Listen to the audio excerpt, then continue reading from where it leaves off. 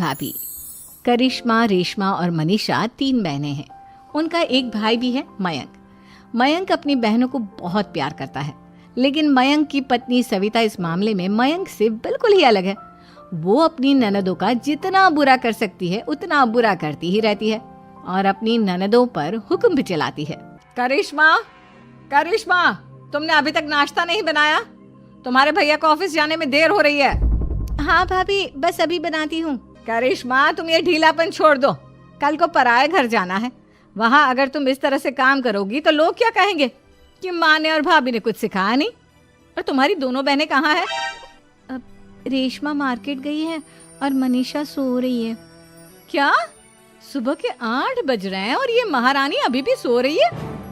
ये कहते हुए सविता अपनी सास दुर्गा देवी के पास जाती है। माँ जी, देख रही हो अपनी बेटियों के तौर तरीके? क्या हुआ बहू, सुबह सुबह क्या कर दिया मेरी बेटियों ने?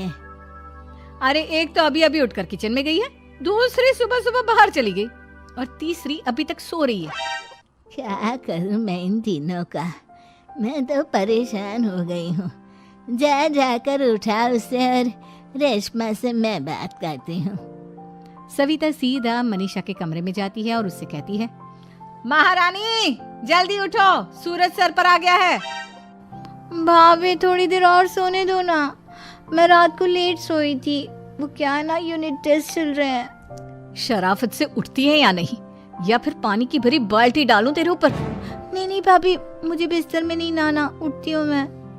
मनीषा जल्दी से उठकर बाथरूम में चली जाती है। सभी आराम से बैठकर नाश्ता कर रहे होते कि तभी रेशमा बाजार से हाथ में सामान लिए आ जाती है। रेशमा को देखते ही सविता उस पर बरस पड़ती है। लो, आ गई महारानी। ऐसा भी क्या सामान लाना था जो सुबह आंख मलते ही बाजार की तरफ रवाना हो गई? भाभी, कल आप ही तो चीख रही थी कि घर का सारा सामान मुझे ही लाना पड़ता है, घर में किसी को भी किसी काम से कोई लेना देना नहीं है। अब मैं बाजार जाकर सामान ले आई तो आपको इस बात से भी तकलीफ हो रही है? देख रही हो माँ जी, अपनी बेटी की जुबान कैंची से भी तेज चलती है। और मयंक, आप तो कुछ कहेंगे नहीं अपनी लाडली बहन को। रेशमा, अपनी भाभी से ऐसे बात नहीं करते। चलो माफी मांगो। भैया, मैं क्यों माफी मांगू? आप भाभी से बोलिए ना कि हम पर कम हुक्म चलाया करे। हम इस घर की बेटियां हैं और आपकी पत्नी की ननद है, नौकरानी नहीं। लो कर लो बात। इनकी भलाई के लिए कुछ भी बोलो तो इन्हें बुरा लग जाता है। इस घर में यही इज्जत है मेरी। देख लो माँ जी, आपकी बेटी किस लहजे में मुझसे बात कर रही है। सविता वहां से चली जाती है। मयंक को बहुत गुस्सा आता है, वो भी वहां से चला जाता है। फिर करिश्मा रेशमा को समझाती है। रेशमा, तुम्हें भाभी से माफी मांग लेनी चाहिए थी ना। लेकिन दीदी, मैंने कुछ किया ही नहीं, तो मैं माफी क्यों मांगू? हाँ करिश्मा दीदी, रेशमा दीदी जैसे ही घर में आई भाभी ही उन पर चिल्ला रही थी। हाँ, मैं मानती हूँ कि गलती भाभी की थी। मैं तो इसलिए बोल रही हूँ कि भाभी ने माँ को तो पूरी तरह अपने वश में कर लिया है। वो हमारी बात सुनती ही नहीं। मयंक भैया हमारे लिए हमेशा खड़े रहते हैं, इसलिए उनकी बात का मान तो तुम्हें रखना चाहिए था ना। कोई फायदा नहीं दीदी, कुछ दिनों की बात और है, भाभी उन्हें भी हमारे खिलाफ भड़का देंगी। फिर वो भी माँ की तरह हमारी किसी बात का विश्वास नहीं करेंगे। इसी तरह सविता अपनी तीनों ननदों को किसी न किसी बात पर परेशान करती रहती थी। एक दिन मयंक अपनी तीनों बहनों के लिए गिफ्ट लाया। क्या रेशमा, ये तुम्हारे लिए हार का सेट, रेशमा तुम्हारे लिए सुंदर सी ड्रेस, और मनीषा तुम्हें किताबें पसंद है ना, तुम्हारे लिए किताबें लाया हूँ। थैंक यू भैया। थैंक यू भैया। थैंक यू भैया। करिश्मा, तुम्हारा नेकलेस कितना सुंदर है, ये भैया कहाँ से ले आए होंगे?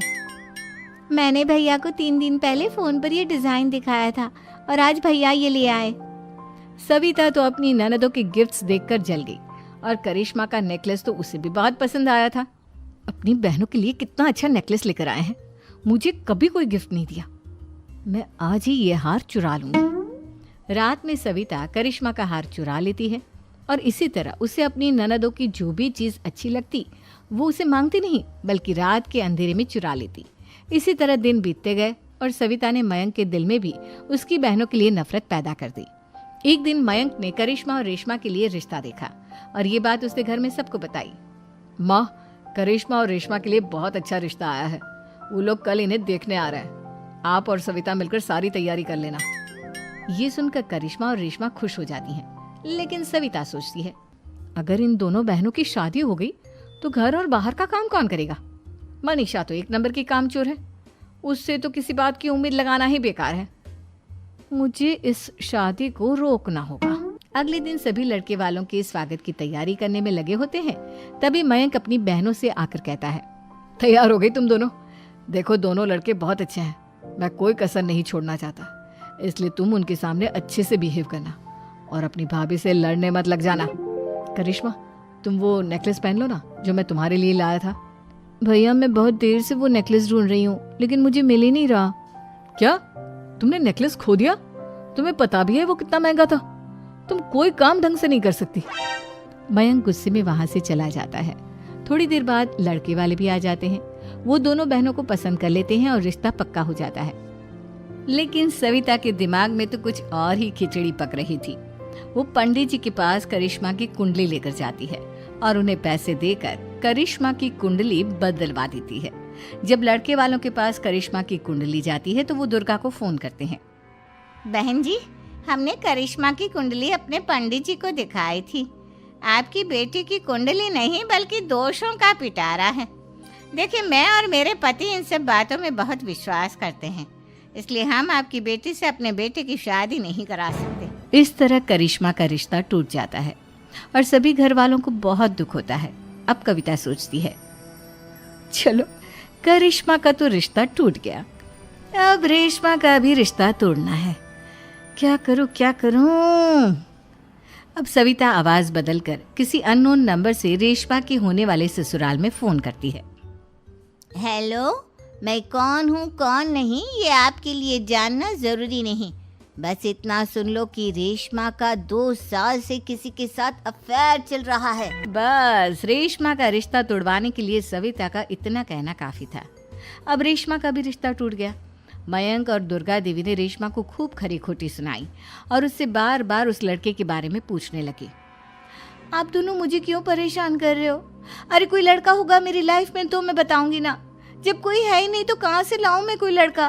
तो तेरे होने वाले ससुराल वालों को फोन किसने किया था? माँ, मैं नहीं जानती किसने फोन किया था, मैं सच कह रही हूँ। मैं तो पहले ही कह रही थी इसकी लगाम खींच कर रखो, लेकिन मेरी सुनता ही कौन है। आप चुप रहिए भाभी, ये सब आपका ही किया धरा है।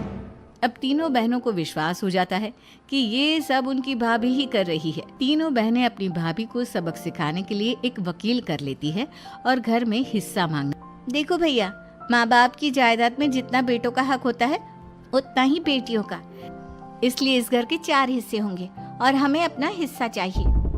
मैंने तुम्हारे लिए क्या क्या नहीं किया और तुम इस घर में हिस्सा मांग रही हो? भैया, आप और माँ हम बहनों की कोई बात नहीं सुनते हो और भाभी हमारी शादी नहीं होने देगी क्योंकि उन्हें लगता है कि आप हमारी शादी में ज्यादा पैसा लगाओगे और उन्हें हम जैसी फ्री की नौकरानी कहाँ मिलेगी। तो हम भाभी के साथ तो रह नहीं सकते, हम बहनों को अपना हिस्सा चाहिए। अरे तुम्हें शर्म आनी चाहिए अपने भाभी पर ऐसा इल्जाम लगाते हुए। वो तुम्हारे बारे में कितना सोचती है। हाँ माँ, भाभी हमारे बारे में बहुत सोचती है, दिन रात बस यही सोचती रहती है कि किस तरह से अपनी तीनों ननदों को परेशान करूं और कभी मुझे पढ़ने भी नहीं देती। दोनों बहनों का रिश्ता भी तो इन्होंने ही तोड़वाया है और रात में हमारे कमरे में आकर हमारी चीजें भी चुराती हैं। इसी तरह सविता की तीनों ननदें अपनी बात पर अड़ी रही। अब कोर्ट में तारीख भी शुरू हो गई। जब सविता को लगा कि उसकी तीनों ननद इतनी आसानी से नहीं मानने वाली, तो उसने अपने पति और सास को सारी सच्चाई बता दी और अपनी तीनों ननद से माफी मांगी। मयंक और दुर्गा को भी अपनी गलती का एहसास हो गया। अब सविता खुद करिश्मा और रेशमा के लिए अच्छा रिश्ता ढूंढती है और उनकी शादी करवाती है।